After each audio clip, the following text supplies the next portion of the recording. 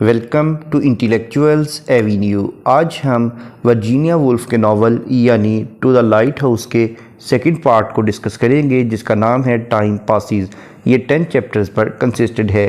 Chapter 1 میں بیان کیا گیا ہے کہ مسٹر بینکس، اینڈریو، پال، منٹا، پرو اور للی بیچ پر واک کرنے کے لیے جاتے ہیں اور واپسی پر آ کر اپنے کمروں میں لیٹ جاتے ہیں۔ تمام کمروں کے لیمپس بجھا دیے جاتے ہیں سوائے مسٹر کارمائیکل کے کمرے کے، جو کہ ورجل کی کتاب پڑھ رہا ہے۔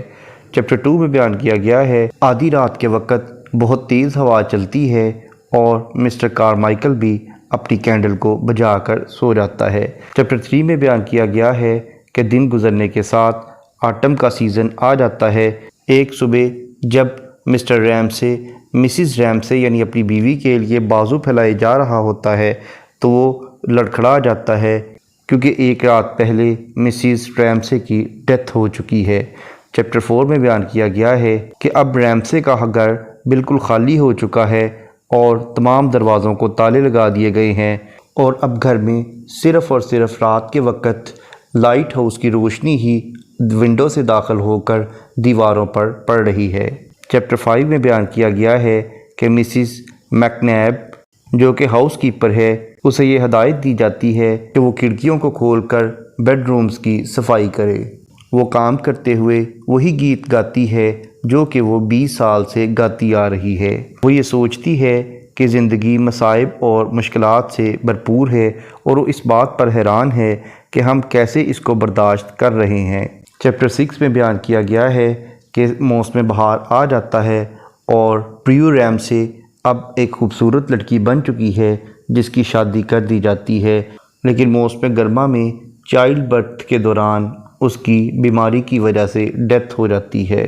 مسٹر ریمسے کے گھر پر بہت سا زمانہ بیت جاتا ہے اور لائٹ ہاؤس اپنی روشنی ونڈو کے ذریعے اندر پھینکتا ہے، جو کہ مسز ریمسے کی شال پر پڑتی رہتی ہے۔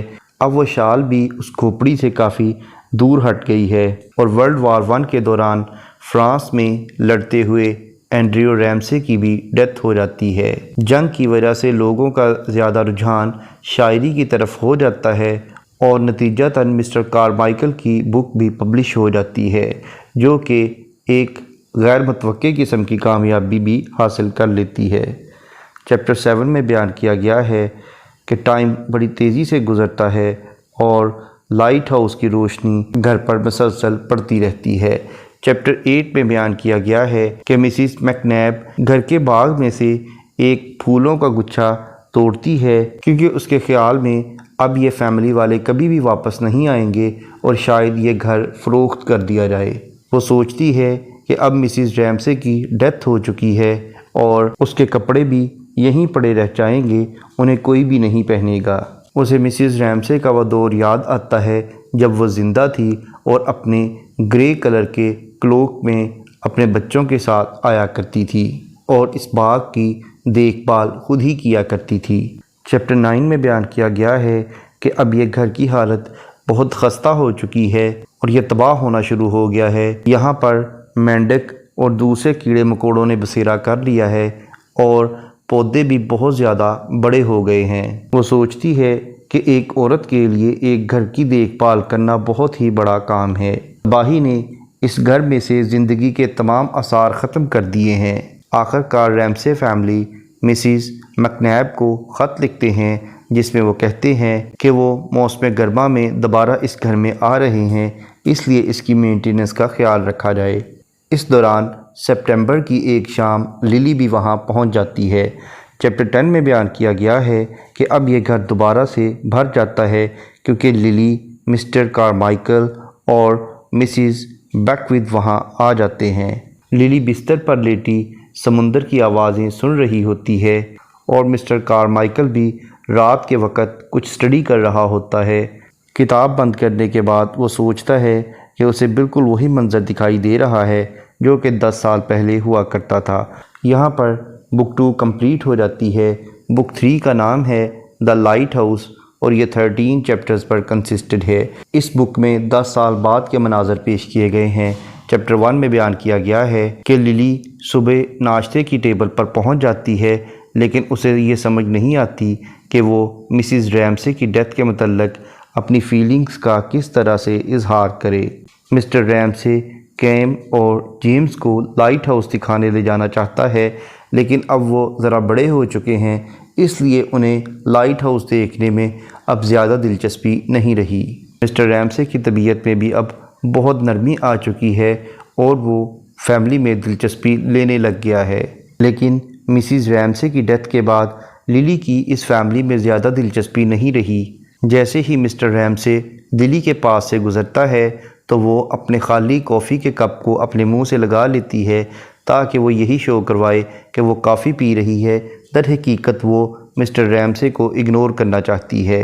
وہ سوچتی ہے کہ 10 سال پہلے اسی طرح سے وہ اسی ٹیبل پر بیٹھا کرتی تھی۔ وہ سوچتی ہے کہ وہ اپنی پینٹنگ میں درخت کو مڈل کے بالکل ساتھ ہی ڈرا کرے گی۔ اب وہ اپنی پینٹنگ بھی ختم کرنا چاہتی ہے۔ وہ اپنی چیئر کو اور ٹیبل کو اسی جگہ پر گارڈن میں رکھ دیتی ہے جہاں 10 سال پہلے اس نے رکھی تھی، لیکن جب مسٹر رامسے وہاں آتا ہے تو وہ اپنے آپ کو پیرالائز فیل کرتی ہے اور اس سے پینٹنگ نہیں ہو پاتی۔ چیپٹر 2 میں بیان کیا گیا ہے کہ مسٹر رامسے نوٹ کرتا ہے للی اب بہت ہی مرجائی ہوئی اور کمزور ہو چکی ہے۔ للی کو افسوس ہوتا ہے کہ وہ مسٹر رامسے کو وہ ہمدردی نہیں دے پا رہی جو کہ وہ ایک عورت سے ایکسپیکٹ کر رہا ہے۔ مسٹر رامسے لائٹ ہاؤس کے سفر کی مشکلات کا ذکر کرتا ہے اور مسز رامسے کے ان گفٹس کا ذکر کرتا ہے جو کہ لائٹ ہاؤس کے لوگوں کے لیے وہ بھیجا کرتی تھی۔ للی مسٹر رامسے کے بوٹس کی تعریف کرتی ہے جس پر وہ خوشی محسوس کرتا ہے۔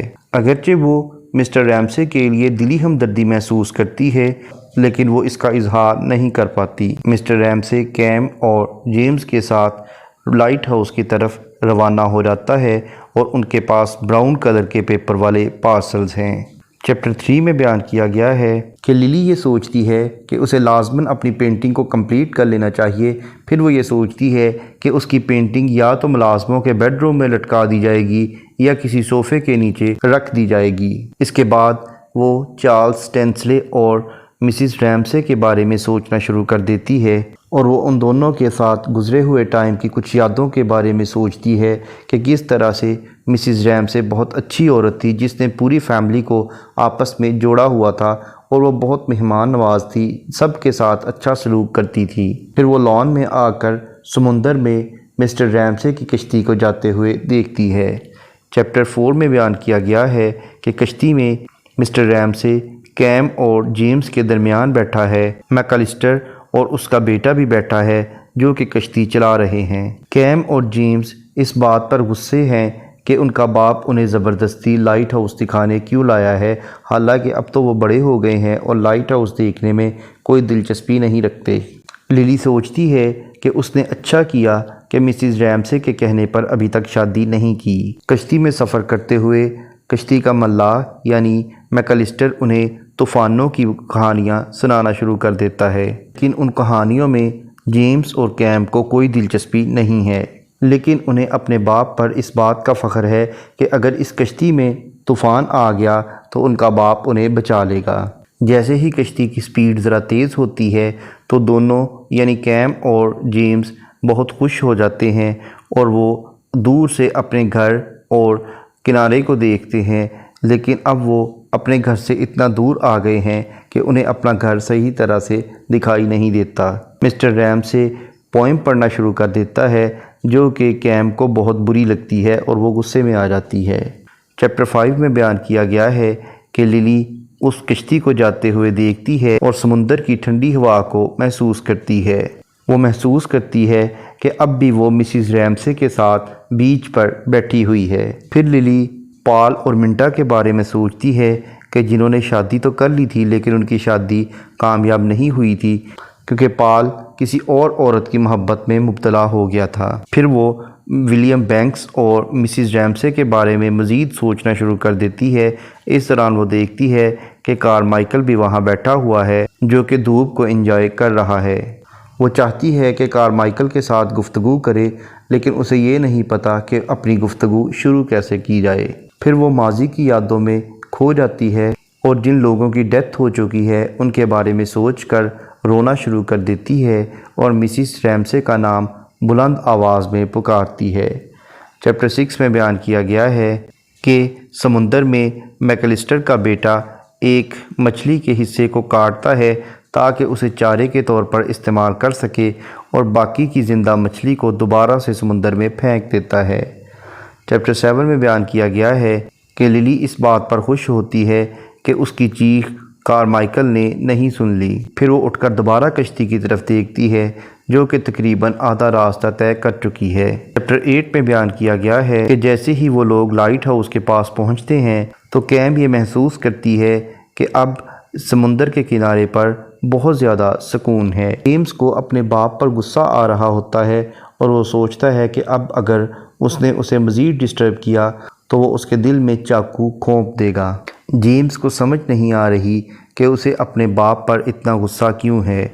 پھر اسے بچپن کا زمانہ یاد آ جاتا ہے کہ اس کے باپ نے اسے لائٹ ہاؤس جانے سے منع کیا تھا، اس لیے آج تک اس کے دل میں وہی غصہ موجود ہے۔ پھر وہ اپنی ماں کے بارے میں سوچتا ہے کہ وہ کس طرح سے ہر معاملے میں اس کی سپورٹ کیا کرتی تھی۔ اسے اپنی باپ کی موجودگی میں ابھی بھی کوفت محسوس ہو رہی ہے، لیکن جیسے ہی ٹھنڈی ہوا آتی ہے وہ ماضی کی یادوں سے باہر نکل آتا ہے۔